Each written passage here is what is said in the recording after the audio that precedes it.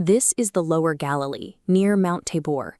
It is a landscape defined by rolling green valleys and quiet agricultural fields, far removed from the historical centers of power.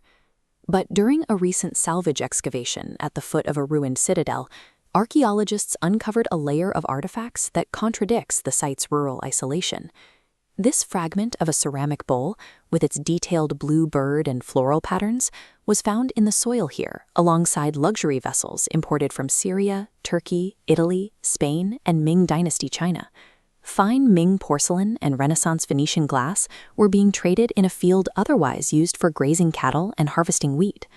These finds mark the location of Khan et Tujar.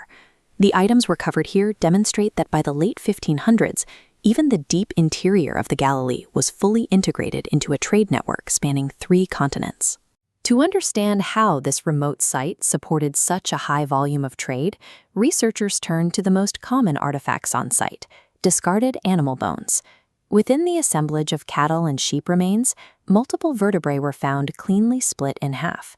This specific lengthwise cut is the signature of an expert butcher. It indicates that meat here wasn't being processed for a few local families, but on an industrial scale to feed a massive influx of people. This operation relied on a complex regional ecosystem, with Bedouin tribes like the Shibli, the Zbek, and the Daleka driving thousands of animals to the site. They were joined by farmers transporting cotton from Nablus and heavy shipments of wheat and corn from the Haran.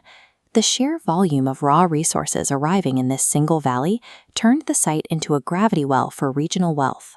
This massive local stockpile of livestock and crops is what eventually attracted international merchants, necessitating a highly organized and protected marketplace. As wealth accumulated in this rural area, the threat from highwaymen grew.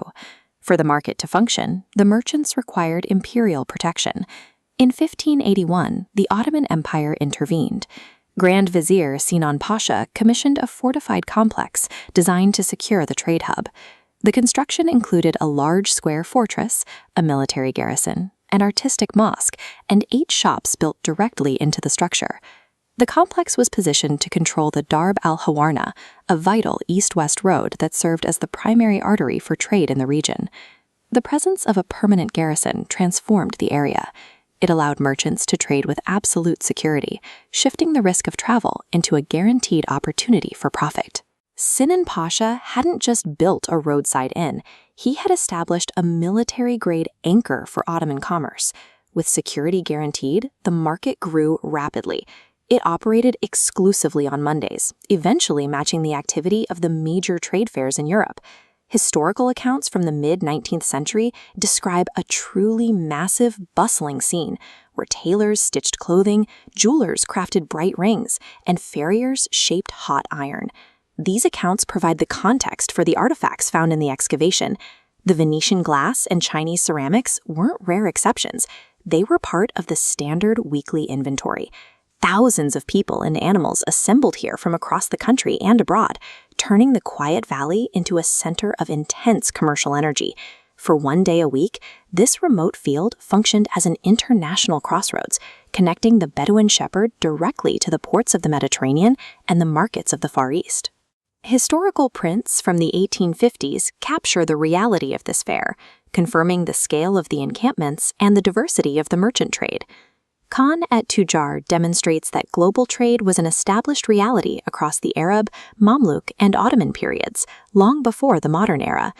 The site reveals that global commerce wasn't just built in capital cities, but in rural fields where local producers and international merchants met to trade.